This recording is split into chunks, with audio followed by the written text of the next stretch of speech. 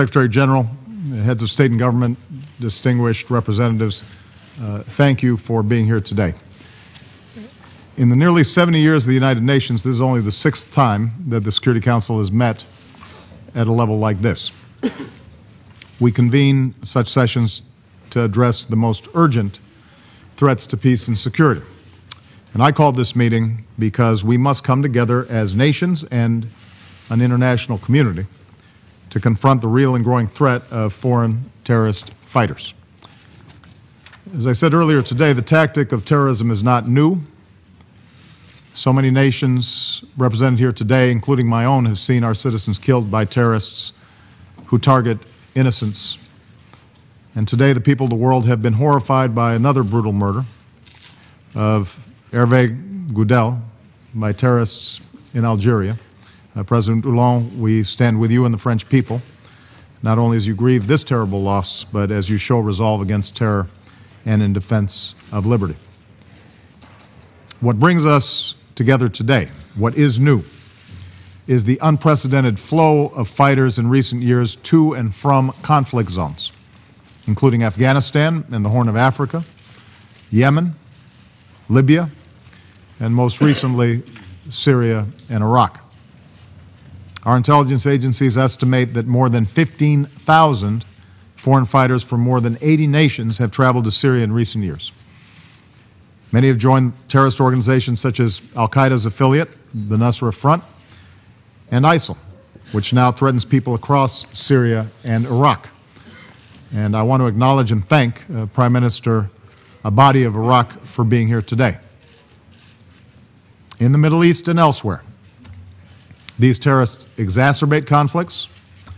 They pose an immediate threat to people in these regions. And as we've already seen in several cases, they may try to return to their home countries to carry out deadly attacks.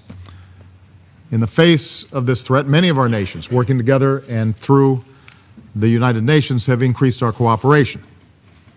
Around the world, foreign terrorist fighters have been arrested, plots have been disrupted, and lives have been saved. Earlier this year, at West Point, I called for a new partnership to help nations build their capacity to meet the evolving threat of terrorism, including foreign terrorist fighters.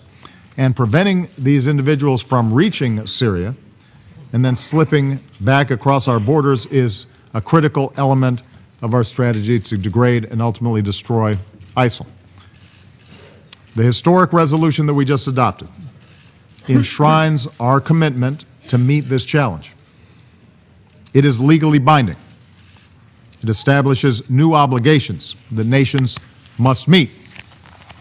Specifically, nations are required to prevent and suppress the recruiting, organizing, transporting, or equipping of foreign terrorist fighters, as well as the financing of their travel or activities. Nations must prevent the movement of terrorists or terrorist groups through their territory and ensure that their domestic laws allow for the prosecution of those who attempt to do so. The resolution we passed today calls on nations to help build the capacity of states on the front lines of this fight, including with the best practices that many of our nations have approved yesterday and which the United States will work to advance through our Counterterrorism Partnerships Fund. This resolution will strengthen cooperation between nations, including sharing more information about the travel and activities of foreign terrorist fighters, and it makes clear that respecting human rights, fundamental freedoms, and the rule of law is not optional. It is an essential part of successful counterterrorism efforts. Indeed, history teaches us that the failure to uphold these rights and freedoms can actually fuel violent extremism. Finally, this resolution recognizes that there is no military solution to the problem of misguided individuals seeking to join terrorist organizations, and it therefore calls on nations to work together to counter the violent extremism that can radicalize, recruit, and mobilize individuals to engage in terrorism. Potential recruits must hear the words of former terrorist fighters who have seen the truth.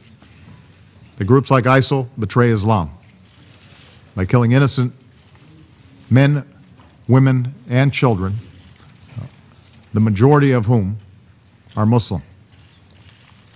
Often it is local communities, families, friends, neighbors, and faith leaders that are best able to identify and help disillusioned individuals before they succumb to extremist ideologies and engage in violence.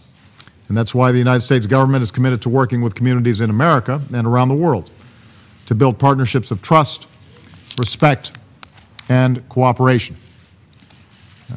Likewise, even as we are unrelenting against terrorists who threaten our people, we must redouble our work to address the conditions, the repression, the lack of opportunity, too often the hopelessness that can make some individuals more susceptible to appeals to extremism and violence. And this includes continuing to pursue a political solution in Syria that allows all Syrians to live in security, dignity, and peace. This is the work that we must do together as nations. These are the partnerships we must forge as an international community. And these are the standards that we now must meet. Yet even as we're guided by the commitments that we make here today, let me close by stating the obvious. Resolutions alone will not be enough.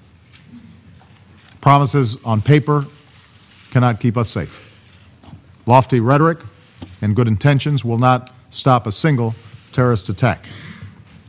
The words spoken here today must be matched and translated into action, into deeds, concrete action within nations and between them, not just in the days ahead, but for years to come.